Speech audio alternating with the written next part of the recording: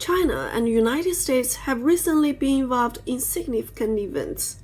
In China, on the international stage, it organized talks in Beijing among 14 Palestinian factions, signed the Beijing Declaration, and agreed the PLO, Palestinian Liberation Organization, to be the only representative of Palestinian people, ending Palestine's 17-year political division and forming a coalition unity. On the domestic front, China recently concluded its third plenary session of the 20th Central Committee of the CPC, strategically deploying across various sectors such as economy, politics, livelihood, and the environment.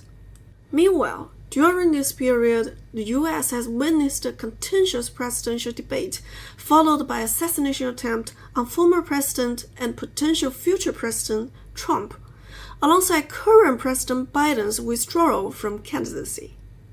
However, these events echo a familiar pattern. 8 years ago, Trump's victory over Hillary Clinton, supported by invisible voters, shocked the world. 4 years ago, amidst the Black Lives Matter movement and pandemic management failure, Trump resigned and Biden assumed office. Yet, examine Biden's and Trump's pledges such as reshoring manufacturing, controlling inflation, and managing the pandemic, it appears their impacts have not been pronounced. The most noticeable change, U.S. living prices have nearly doubled compared to 8 years ago. It appears that the U.S. may have lost its capacity to effectively address substantive issues.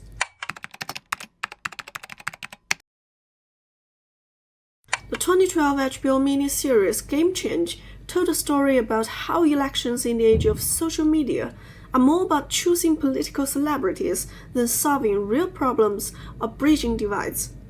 Sarah Palin was chosen by the Republican Party as McCain's running mate and vice presidential candidate due to pressure from competing with political celebrities like Obama. They had to select a pro-life woman with traditional values. While the film clearly pointed out how public opinion in the social media age has pushed elections into unpredictable directions, it wasn't until Trump's election as U.S. president that everyone realized populism would inevitably become the norm in American political ecology. That is, democracy in the social media age was bound to become populist. In the era of print media, election-related information was mostly disseminated through newspapers. Only the well-educated upper class or middle class could read and disseminate this information to others. The global elite controlled the flow of information, then spreading election news from the middle class to the lower class. The process of transmitting information required time. Even Mark Twain's running for governor exposed the unscrupulous competition and muscling between different parties in detail, but readers still need time to understand and digest it. In reality, political information required them to spend the morning reading the newspaper. With the advent of radio and television, elections became more like a show than a serious reading activity. Presidents began to have professional makeup and PR teams selling their personal charm like products. A candidate's charisma became a crucial means of gaining votes, overshadowing the dissemination of viewpoints. Particularly successful speeches were even made into videos and widely distributed worldwide. It was also during this era that presidents lost their privacy. Their personal lives were packaged and sold, tied to their political viewpoints as part of the show.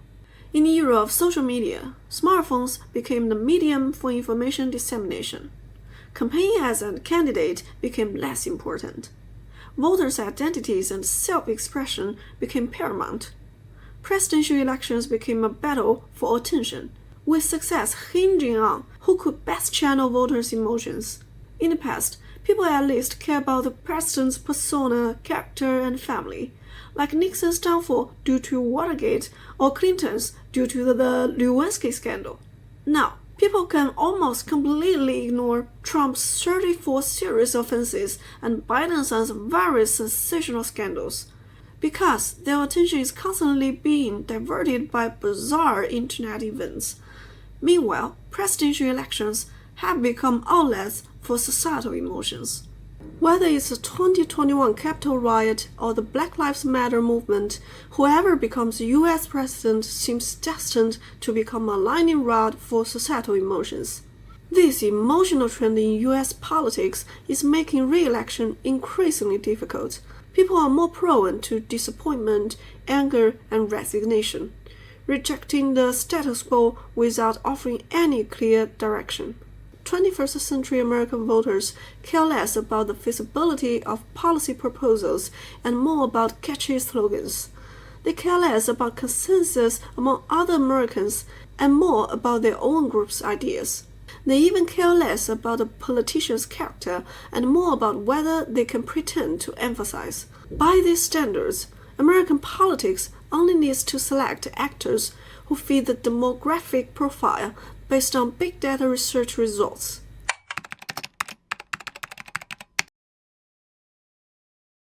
Since the visa-free transit policy is implemented by China, more and more foreign travelers have been choosing China as their destination.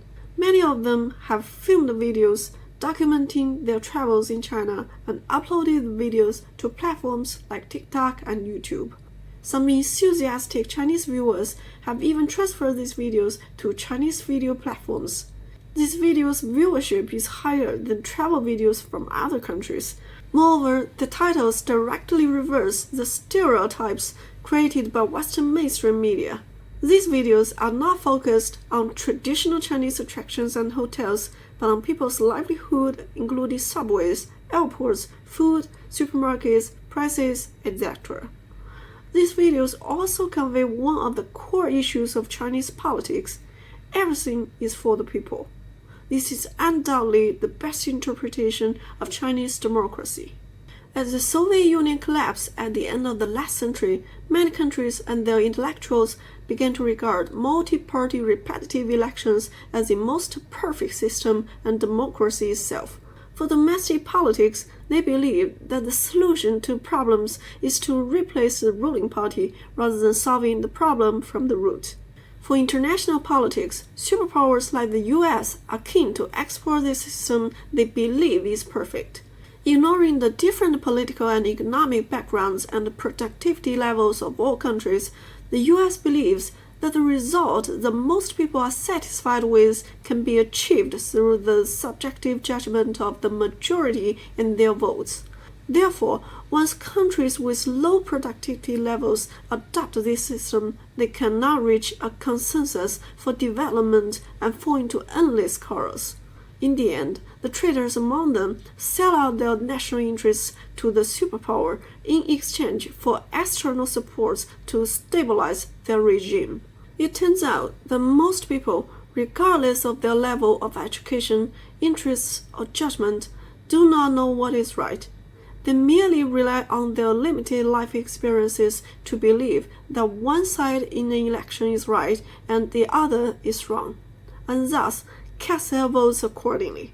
Ruling elites who truly control the country have even begun to rely on professional advertising and PR firms to use marketing and big data strategies to sway public opinion, rather than trying to solve real problems. This continues until public opinion begins to backfire on the core of power.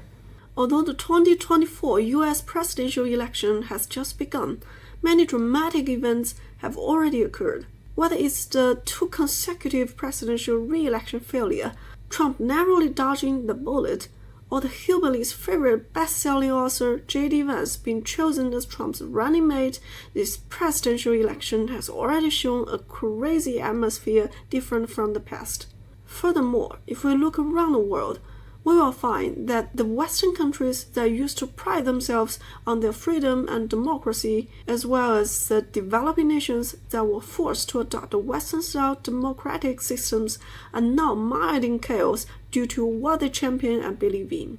In contrast, China, the target of their criticisms, has a sustainable and stable political system, making it possible to conduct continuous self-renewal.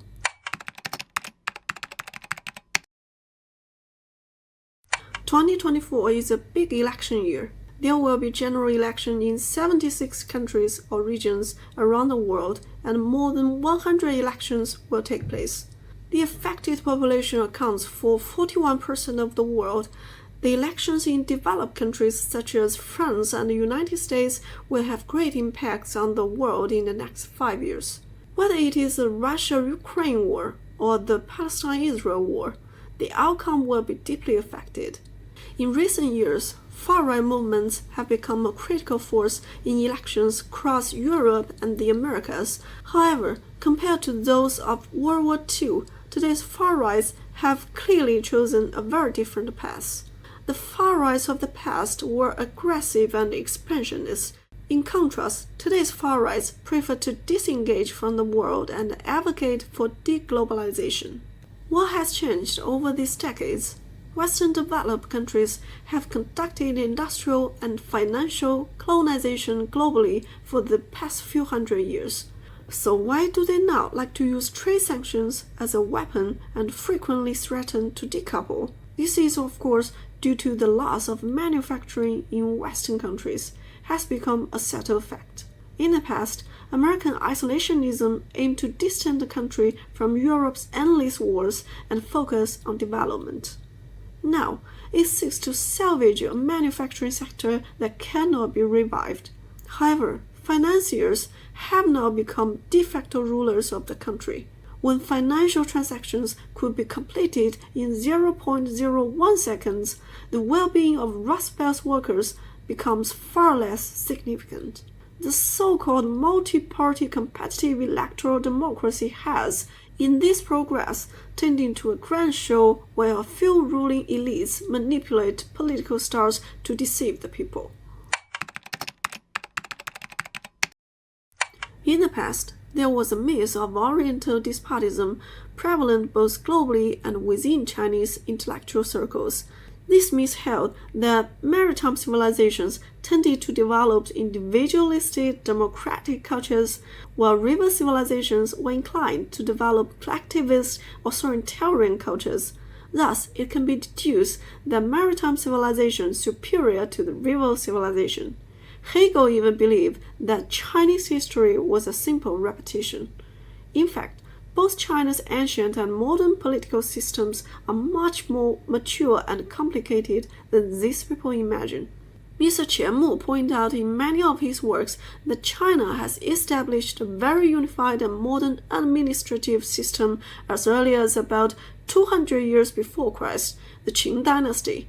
Moreover, since about 100 years before Christ, the Han Dynasty, China has combined the Confucian moral system with the legalist legal system to encourage people to be kind and united, respect the elderly and love the young, and obey laws and regulations. While in Western Christian civilization, the Church has long dominated religious affairs, the Church implemented the divine right of kings to control the ruling class, as well as used the doctrine of original sin and indulgences to discriminate against other ethnic minorities and exploit lower-class workers. For those who firmly believe in the superiority of the Christian civilization, they may never be able to understand the ancient political wisdom of the East.